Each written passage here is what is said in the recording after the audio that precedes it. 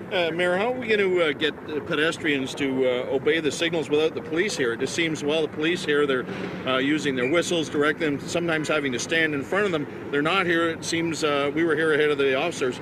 The pedestrians were just disobeying the signals. Well, first, I think we have to make sure that that we keep pedestrians safe, and the onus in that regard has to be on the cars. People are surrounded by 2 tons of steel. They're in a better position than a pedestrian. But having said that, you'd hope people will get better educated on pretty fundamental rules about go when it says you can go and don't go when it says you can't. But other than that, I think it may be the kind of place where when there's big crowds of people involved walking along, that's where you use police officers on a go-forward basis. We're going to determine that at the end of this pilot project, and it may well be this is a place where you always have to have a police officer because it's unusual that there are thousands of people literally crossing the street here every morning and every afternoon. So we'll see. These are the kinds of things we hope to learn by doing this pilot project. We watched it work actually quite well today. We saw traffic moving and speeding up. Apparently that happened yesterday.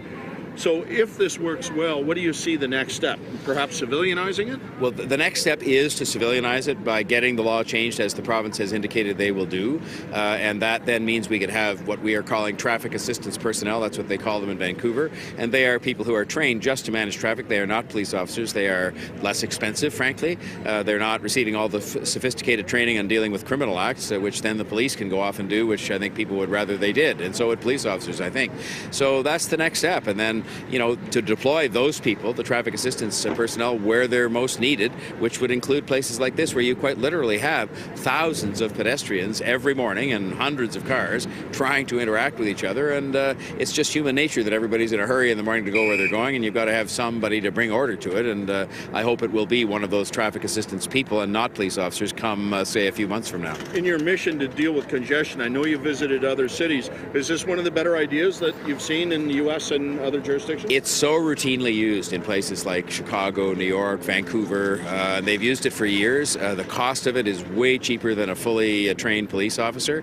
And, so to me, it's just a miracle that, we are not a miracle, it's a mystery. We haven't got around to doing this before now. And so we need the legal change. I think we're going to get that. And then we'll have to get some people hired and trained to do this. And I think it'll be a huge step forward in terms of just managing traffic and making sure pedestrians stay safe. You can see all the people right here, that are trying to cross the street. And when they come off those GO trains, I mean, it's a big, big crowd of people, and they want to get to work. I'm not sure they want to get to work, but they want to at least get to wherever they're going. What's your strategy to make it safer for pedestrians and cyclists? Well, we announced a whole series of measures, 40 different measures yesterday, and that includes, in some cases where we've identified, based on the evidence, high numbers of collisions and even fatalities, that there's going to be speed limit changes, there's going to be changes to the design of the roads, there are going to be signals that give a longer time for pedestrians, especially seniors now, to cross the road. There are going to be these mid-intersection halfway points, so a senior that's having a little trouble getting across can stop and wait until the next light.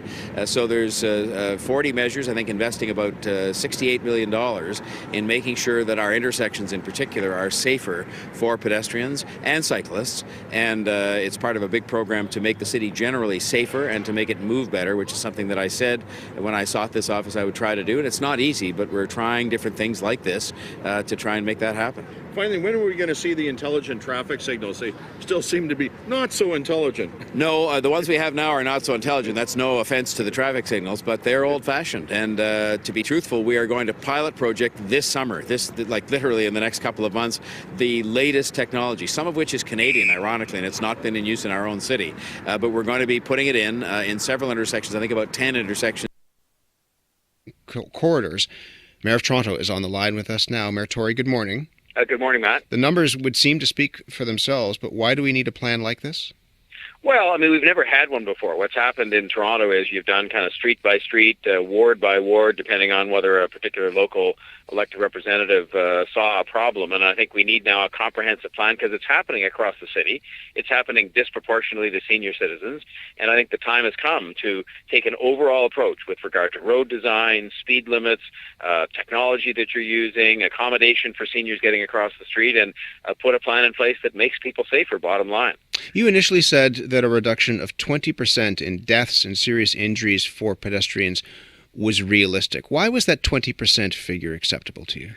Well, it was a staff number they came up with, and I think, look, if you look at the report, it actually says in there that 0 is the ultimate objective. I mean, who would have an objective other than 0? But to be candid with you, Matt, it was a communications mistake to even cite an interim number on the way to 0. I think, and so what we said yesterday is we're going to amend that, Councillor Robinson and myself, and say, look, the objective is what it says in the report, which is 0, and the objective is to get to 0 as quickly as possible without trying to put a time frame on this. I just don't like to, in any report or any program or any commitment we're making, put forward numbers that sound good to people and that we're not going to achieve. But I think you've got to work hard to achieve 0, so we're going to change, how we state that objective and move forward to try and get to 0 as quickly as we can. But over the course of the day, you were roundly criticized by a number of people who said, in pointing to other cities, New York City among them, that this idea of Vision 0 is a very aggressive target, and it means that people have to act aggressively, but it also means that you think big about this. And the criticism was that the city wasn't thinking big enough. Is that thinking now changed? I accept the criticism in the context of the message we were communicating.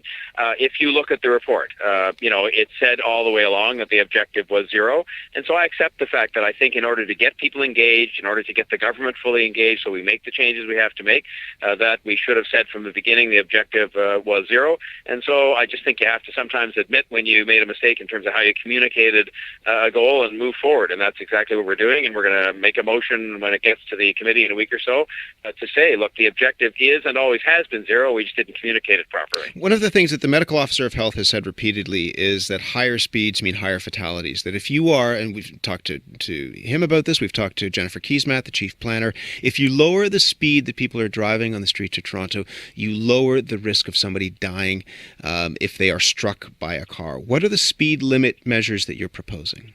Well, there's 2 in particular, I guess maybe 3. One that's not directly about speed limits but will help control speed is the redesign of streets that are dangerous, and that's a big part of what's been identified here in terms of places where there have been a number of these fatalities or serious injuries.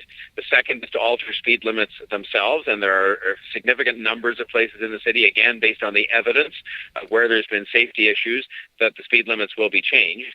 And then the third is the creation of a much larger number of school zones, where by definition we will not only have speed limits that are changed, but hopefully with the province's help in terms of legislation, we'll be able to use technology to enforce those speed limits, because we can't possibly deploy enough police officers around the city to enforce laws in places like school zones.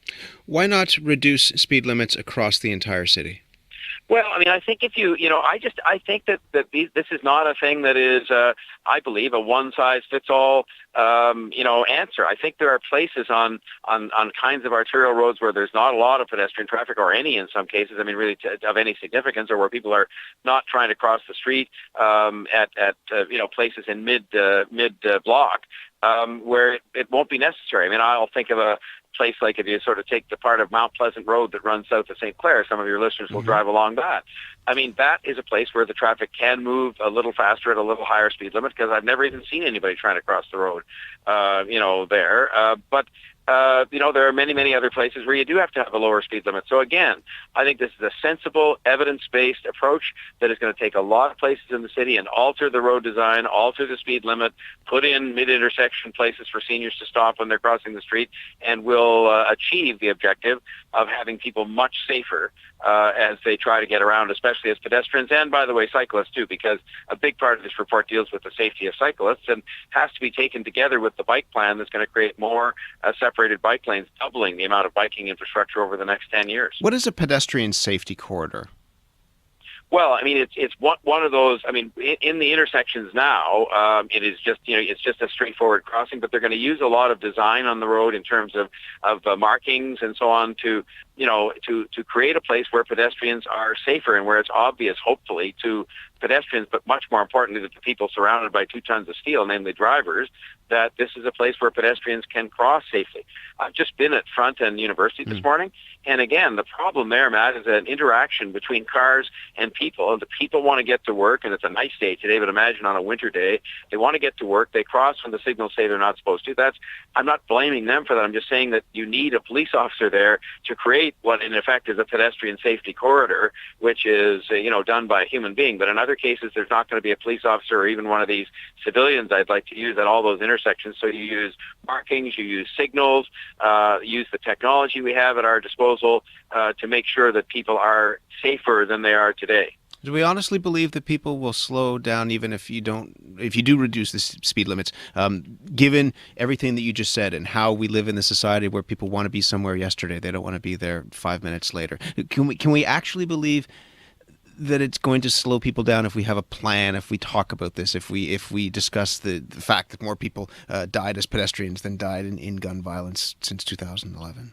Matt, I was challenged yesterday by some of the journalists, which is their job, and they said to me, well, there's various evidence around that says human behavior is a much lesser, factor in all this. But I've talked to the police this morning when I was out at the intersection, and they said, look, human behavior is still the number one thing that you have to sort of, change and modify in order to, in order to keep people safer. You've got to have people who obey the laws, they obey the signals, they use common sense, and that mostly, as I say, the onus rests primarily on drivers more so than anybody else, but also pedestrians have to be careful. And so I just happen to believe that, yes, we're going to put in the markings on the road and change the design of the road and put in different kinds of signals and change some speed limits. But in the end, it's about people and how they conduct themselves in the midst of all the technology and all those markings on the road and all those rules. And that is the single most important thing, which is why I'm going to spend some time, even myself, helping to sort of educate the public, because you can never stop. Why do people still do distracted driving? Why do people still not wear seatbelts? After all these years. So I just think a lot of it is human behavior, and we're going to have to try and make sure people understand what you said.